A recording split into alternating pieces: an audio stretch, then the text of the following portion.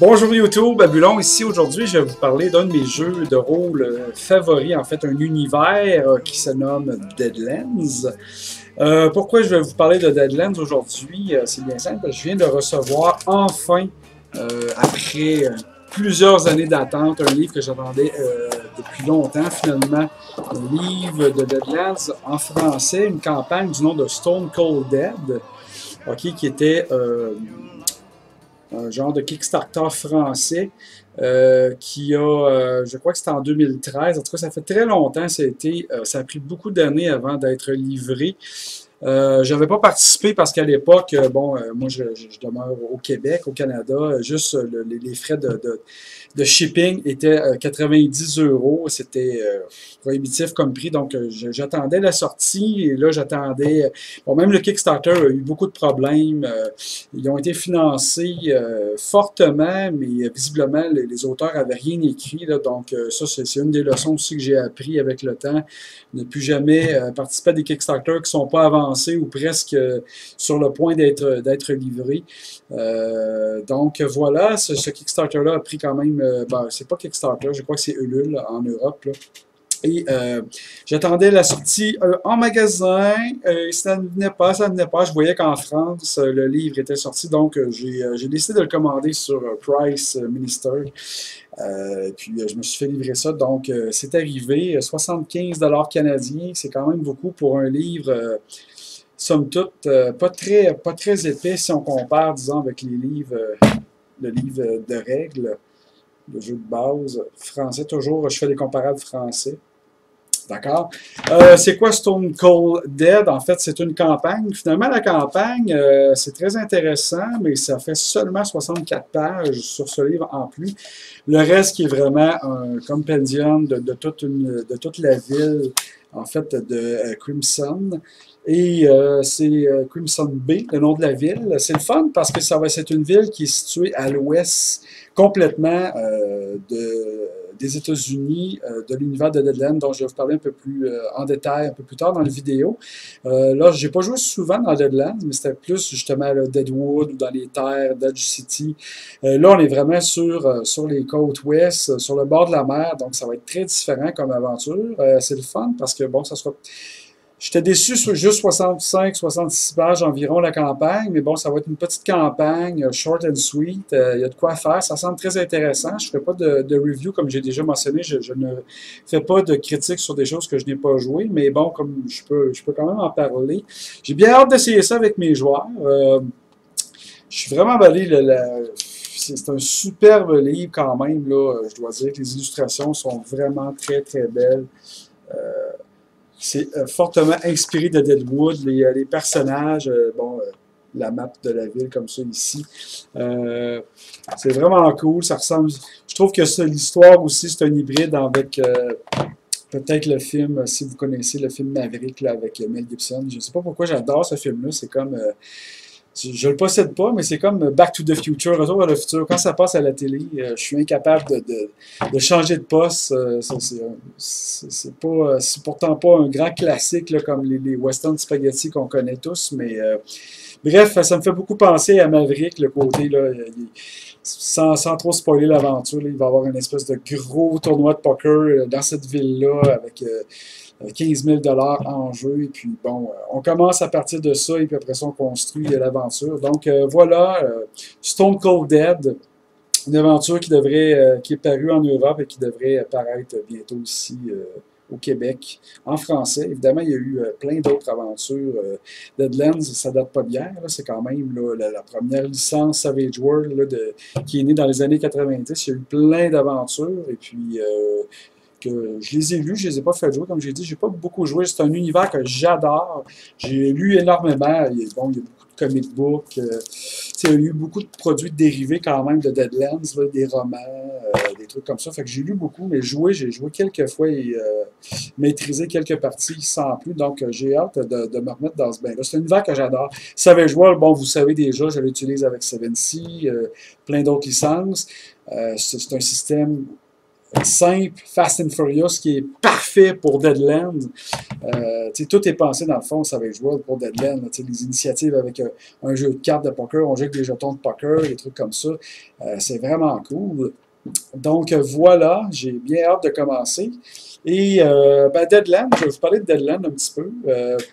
Faire un bref aperçu de qu'est-ce que c'est cette bébête-là pour peut-être vous donner le goût.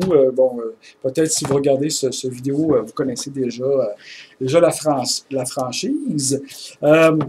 Deadlands, c'est un jeu de western, spaghetti, mais avec évidemment des éléments de fantastique, d'horreur. La prémisse est simple, c'est que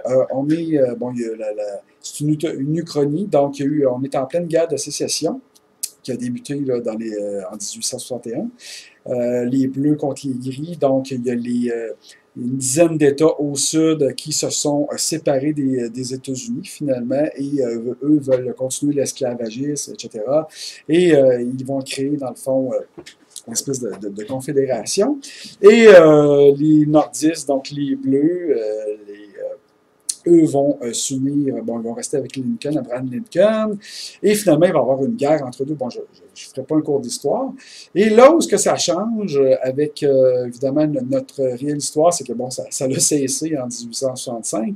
Mais là, dans Deadlands, le jeu se passe en 1876, et la guerre n'a jamais pris fin. Pourquoi? Évidemment, il y a toutes sortes d'éléments déclencheurs, mais tout va partir d'un Indien du nom de Raven, qui est cet homme, un Indien, Raven. Plusieurs le connaissent, évidemment. C'est lui qui a tout déclenché, la merdasse dans l'univers. Dans les livres, on en parlait un petit peu, mais il y a quelques années, ils ont sorti une espèce de graphic novel que j'avais acheté à Gen Con et qui est signé, puis par justement les créateurs, Shane Lacey, etc. Et ils ont vraiment flashé toute son origine. Évidemment, ça part de quoi? Évidemment, une histoire d'amour avec une blanche. Donc, Raven, c'est qui? C'est un Indien, un jeune Indien qui est tombé justement en amour avec une jeune blanche. Et puis, toute sa tribu a été assassinée par les pasteurs, etc. Et vengeance, évidemment, il voulait vengeance. Donc, il a passé une espèce de pacte avec des esprits. Et à un moment donné, il a réuni certains Manitou, certains chefs chamans indiens. Il est parti en 1863 leur promettant qu'il allait chasser l'homme blanc des terres et puis qu'il allait retourner prendre les bateaux, retourner sur le continent. Et puis, il les a emmenés dans une terre et finalement, il a déclenché quelque chose d'incroyable. Certains disent qu'il a ouvert une gate vers les enfers.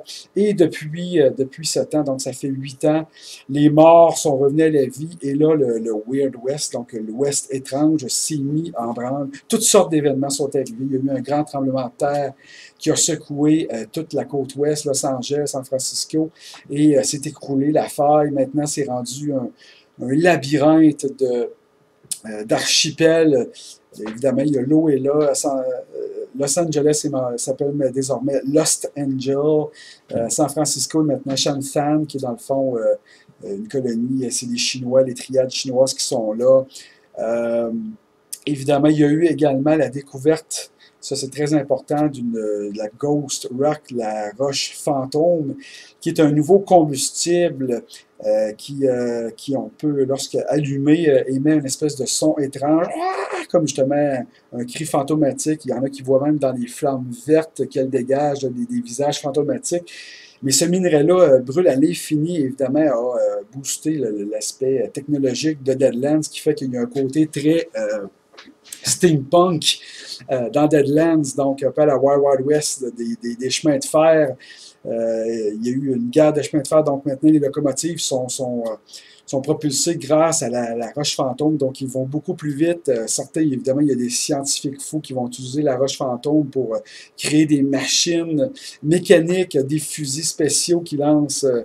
Vous voyez le topo, donc c'est là que ça a shifté. Évidemment, la guerre entre le nord et le sud ne s'est pas résorbé, donc il y a toujours la guerre maintenant qui fait rage. Il y a les Indiens qui ont créé leur nation, qui se sont certains territoires. Donc, vous voyez le topo un petit peu. L'Ouest sauvage, dans le fond, est maintenant le cadre d'horreur. Il y a beaucoup de petites villes qui commencent à à se rendre compte qu'il y a des horreurs, que justement, comme je disais tantôt, il y a des créatures, des Wendigo, des hommes qui sont tombés à la guerre, autant les bleus que les gris, et qui là reviennent des cimetières et mon Dieu, ont encore là, toute leur tête, l'étrange embarque. Et justement, il y a un sentiment de peur. Donc, quand vous jouez à Deadlands, il y a toujours un niveau de peur. Puis dans le fond, il va y avoir certaines personnes, donc ça peut être, évidemment, c'est les héros dans le jeu, mais il y a certaines organisations, exemple, bon, pour le Nord, pour les Bleus, il va y avoir l'Agence et les Marshals. Et pour le Sud, donc les Confédérés, les Gris, il va y avoir, dans le fond, les Texas Rangers, qui, eux, dans le fond, vont s'affairer à combattre les abominations, les zombies, ces trucs-là, et essayer de tenter de garder l'étrange, les abominations, le plus secret possible pour que la population ne s'en rende pas compte. Mais évidemment, ils ne peuvent pas être partout, puis c'est tellement... il y a tellement des villes isolées qui vont être confrontées à ça que, bon, il va y avoir énormément de villes fantômes, justement, qui vont avoir subi les attaques des abominations.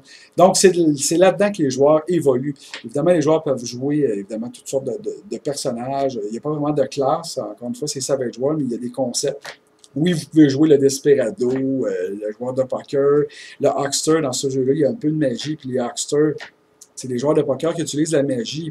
Pour utiliser la magie, dans le fond, ils vont jouer une partie de poker avec une entité, un esprit qui va lui accorder certains pouvoirs. Vous pouvez jouer un professeur fou, un savant fou.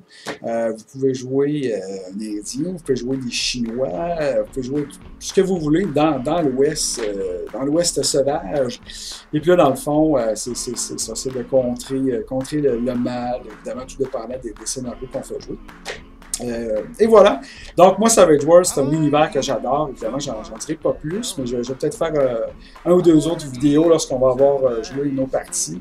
Je pense comme entamer la petite campagne de Deadlands lorsque je vais avoir terminé la saison 1 de Seven Seas, qui va être très bientôt.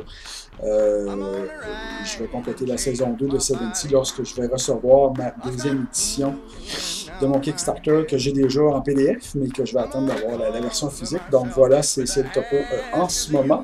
Donc merci de m'avoir écouté, liké, partagé, et on se dit à une prochaine fois.